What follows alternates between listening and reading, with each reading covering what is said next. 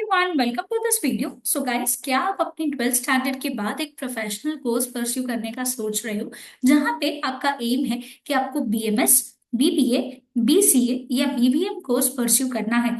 तो इस वीडियो में हम लोग डिस्कस करेंगे कि इस कॉम्पिटिटिव एंट्रेंस एग्जाम जो पहली बार इंट्रोड्यूस हुई 2024 में, बिकॉज ये कोर्सेज की डिमांड जो है डे बाय डे इंक्रीज होते जा रहे हैं, इसे क्लियर कैसे करना है और कैसे मॉक टेस्ट सॉल्व करने से हमारा स्कोर जो है ये इम्प्रूव हो सकता है। और इस एग्जाम का जहाँ पे कोई प्रीवियस ईयर पेपर अवेलेबल नहीं है और ये एग्जाम जो है for the second time conduct हो रही है, इसका डिफिकल्टी लेवल कैसे मैनेज करें और क्या 90 मिनट्स में 100 क्वेश्चन सॉल्व करना, उन क्वेश्चंस को चेक कर लेना पॉसिबल है या नहीं, ये मॉक टेस्ट प्रैक्टिस करने से कैसे पॉसिबल हो सकता है, चलिए डिस्कस करते हैं।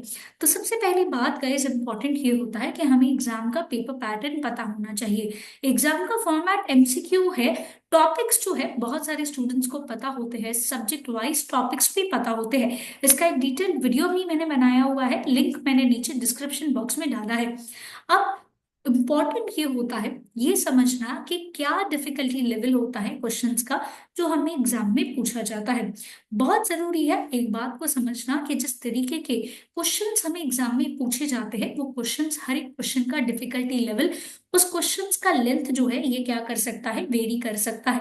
इसीलिए हमें फेमिलियराइज करना होगा, अलग अलग टॉपिक के अलग अलग क्वेश्चन सॉल्व करने होंगे ताकि हमें एग्जाम का फॉर्मेट समझ में आए। क्योंकि काफी बार अगर पेपर लेंथी आ गया या अगर ऑप्शंस कंफ्यूजिंग हुए तो टाइम जो है ये ज्यादा लग सकता है पेपर को सॉल्व करने के लिए, और उसी की ही कमी है क्योंकि 100 क्वेश्चंस 90 मिनट्स में हमें सॉल्व करने हैं। तो अगर टाइम मैनेजमेंट नहीं हुआ तो सारा पेपर जो है हम अटेम्प्ट नहीं कर पाएंगे।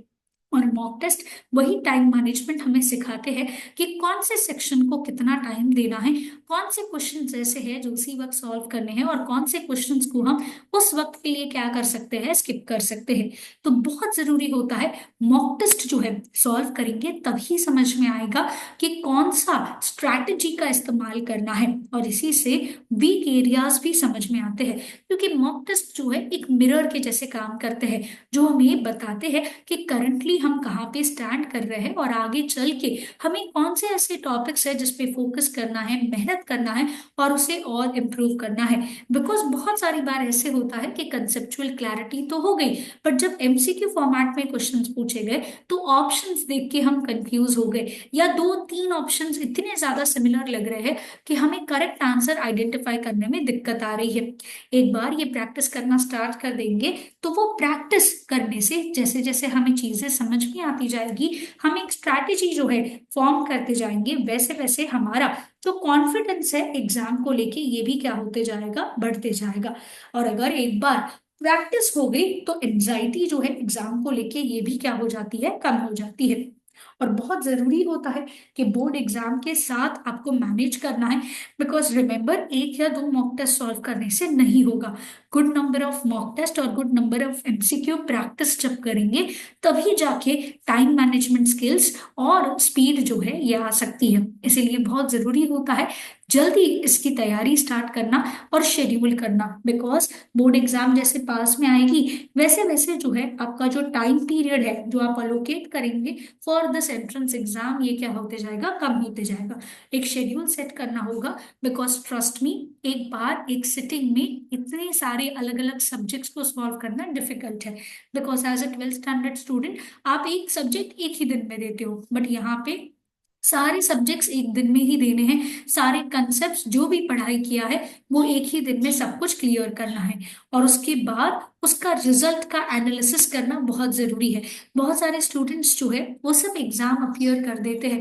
देखिए, एमसीक्यू पेपर है, इसे कोई भी अटेम्प्ट कर सकता है, बट बहुत इंपॉर्टेंट होता है पेपर खत्म होने के बाद देखना कि कौन से टॉपिक्स हमें आ रहे हैं, कौन से टॉपिक्स में ऐसा था जहाँ पे सिली मिस्टेक्स की वजह से क्वेश्चन रॉन्ग चला गया, कौन सा एरिया ऐसा था जो आपको बिल्कुल नहीं आ रहा है, कौन से ऐसे टाइप ऑफ क्वेश्चंस है जो आपका टाइम ज्यादा जो है कंज्यूम कर रहे हैं। ये सारी बातें आपको पता पता होनी चाहिए। और ये सब कैसे पॉसिबल हो सकता है? अगर रिजल्ट का एनालिसिस करेंगे तभी पॉसिबल है। उसके बाद फिर अपने वीकनेसेस पे काम करेंगे। बिकॉज अगर एग्जाम जो है, अगर बात करें तो ये एक्सपेक्टेड है मई 2025 में। तो अगर मैं सपोजिंगली मार्च में पढ़ाई कर रही हूँ, तो मार्च में पढ़ाई स्टार्ट करूंगी तो सबसे पहले सीधा मॉक टेस्ट पे तो नहीं आ सकते। पहले क्या आना चाहिए, मेरे कंसेप्ट जो है ये क्लियर होने चाहिए। कंसेप्ट क्लियर होंगे, फिर वो कंसेप्ट जो कंसेप्ट है उसके आप टॉपिक वाइज टेस्ट सॉल्व करके वो कंसेप्ट का क्या करोगे, एमसीक्यू प्रैक्टिस जो है ये करोगे। और उसके बाद ही आप लोग क्या सॉल्व करोगे, फुल लेंथ मॉक टेस्ट जो है ये सॉल्व करोगे, जिससे आपको टाइम मैनेजमेंट समझ में आएगा। तो ये स्टेप बाय स्टेप प्रोसीजर होता है, इसीलिए बहुत जरूरी होता है ये सारी चीजें टाइम पे स्टार्ट करना। और कुछ मिस्टेक्स जो हमें अवॉइड करनी है कि कोई भी एक मॉक पे जो है या दो तीन मॉक्स देके रिवाइज कर लेंगे हो जाएगा, ऐसा बिल्कुल नहीं करना है। पहले कंसेप्ट को समझना होगा, बेसिक अंडरस्टैंडिंग आपकी क्लियर होनी चाहिए। और ये इंश्योर करिए कि मॉक टेस्ट कंप्लीट होने के बाद एनालिसिस भी क्या कर रहे हो, कंप्लीट कर रहे हो। और कभी अपने आप को किसी और के साथ कंपेयर नहीं करना है, इसका इतना हुआ है या ये पर्सन ये करने वाला है। आपको खुद पे फोकस करके करना है। और इसीलिए बीएड केयर आपके लिए लेके आ रहा है स्कोर बूस्टर टेस्ट पैक, जहां पे आपके लिए 250 प्लस टॉपिक वाइज टेस्ट जो है दी जाएंगी। सॉल्व करने के लिए 5 मॉक टेस्ट होंगे, और हर हफ्ते वीकली करंट अफेयर टेस्ट, जिससे आपका सफिशिएंट प्रैक्टिस होगा। और एनालिसिस का आपको टेंशन करने का जरूरत नहीं है, क्योंकि इंस्टेंट रिजल्ट तो जनरेट होंगे और उसका डिटेल्ड एनालिसिस भी जनरेट हो जाएगा, जिससे आप अपने स्ट्रांग और वीक पॉइंट्स को आइडेंटिफाई कर सकते हो। तो स्टे ट्यून्ड। और अगर आप लोग कोचिंग के लिए देख रहे हो तो हमारे offline coaching centres Ghatkopar, Dombivli and Dadar branch में सिचुएटेड है। BEd care is known for its results. तो आप यहाँ पे विजिट करके जो एग्जाम रिलेटेड एक्स्ट्रा डिटेल जानकारी जो आपको चाहिए यहाँ पे विजिट करके जान सकते हैं, या फिर हमें नंबर पे कांटेक्ट कर सकते हो फॉर मोर डिटेल्स।